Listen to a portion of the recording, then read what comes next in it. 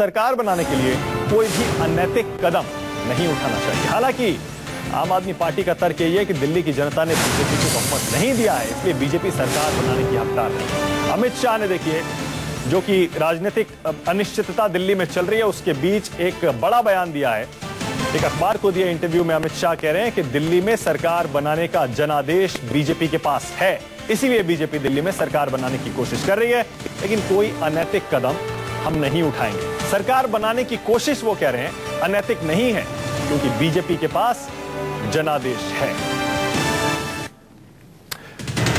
News room से हमारे साथ हमारे सहयोगी राजीव रंजन जुड़ रहे हैं। राजीव, अमित शाह के बयान पर एक जल्दी से टिप्पणी आपकी। आखिर अमित शाह कहना क्या चाह रहे हैं? एक संकेत कुल मिलाकर यही है, औपचारिक एक तरह से मान ले, एडमिशन है, मान रहे हैं कि हाँ हम सरकार बनाने की कोशिश कर रहे हैं। देखिए, एक स्टैंड ले रखा है बीजेपी के तमाम बड़े नेताओं ने कि वो ये बात कहेंगे कि दिल्ली में उनकी सबसे बड़ी पार्टी है, लिहाजा सरकार बनाने का उनका पहला हक बनता है। हालांकि ये हक उन्होंने दिसंबर में जब उनको कहा गया था, तब उन्होंने इसको अपना हक नहीं माना था और जाकर के हर्षवर्धन ने कह दिया था, जो उस वक्त दिल्ली प्रदेश के अध्यक्ष थे, तब उन्होंने कह दिया था कि वो सरकार बनाना नहीं चाहते क्योंकि उनके पास बहुमत का आंकड़ा नहीं है। लेकिन इस बीच अब ये इस तरह के माहौल दिल्ली में बनने की पूरी जो हवा है, वो इस तरह की दिल्ली के नेता बनाना चाहते हैं कि बीजेपी की सरकार बनने के बहुत करीब है।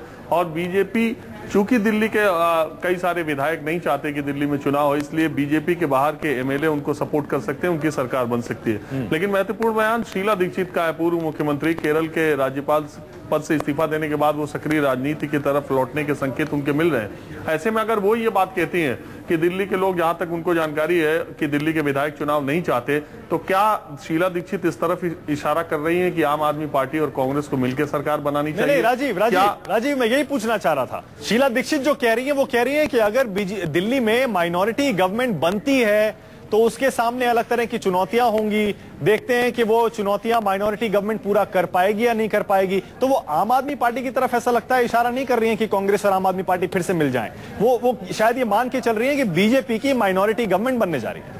देखिए, इतना तो तय है कि शीला दीक्षित से कांग्रेस के विधायक की बात कर रहे हैं, और सारे जो कांग्रेस के विधायक हैं, 8 विधायक, ये इनमें से ज्यादातर शीला दीक्षित के करीबी माने जाते हैं। दूसरी बात यह है कि शीला दीक्षित जिस तरह की सीजन्ड पॉलिटिशियन है, वो जो ये बात कर रहे हैं कि माइनॉरिटी गवर्नमेंट बनेगी, उसके सामने बहुत सारी दिक्कतें होंगी, उनको ये सारी स्थितियां पता है। देखिए, ये सारे के सारे नेता तालाब में पत्थर फेंकते हैं और देखते हैं कि उसका असर कितना पड़ रहा है। अब ये किसी भी संभावना से बीजेपी को रोकने के लिए अगर आम आदमी पार्टी और कांग्रेस हाथ मिला सकते हैं, तो क्या ऐसा नहीं हो सकता है कि ये दोनों एक बार फिर से विचार करें? हालांकि अरविंद केजरीवाल बार बार कहते हैं कि वो सरकार नहीं बनाएंगे, बार बार उन्होंने कहा है, और जिस तरह की किरकिरी हुई है, इसमें इस संभावना कहीं दूर तक दिखाई नहीं देती। लेकिन शीला दीक्षित का बयान जो है, वो एक इंपॉर्टेंट बयान के तौर पर देखा जाएगा। दूसरी बात है कि संदीप दीक्षित, उनके जो खुद बेटे हैं, और वो ये कह रहे हैं कि इससे खरीद फरोख्त को बढ़ावा मिलेगा।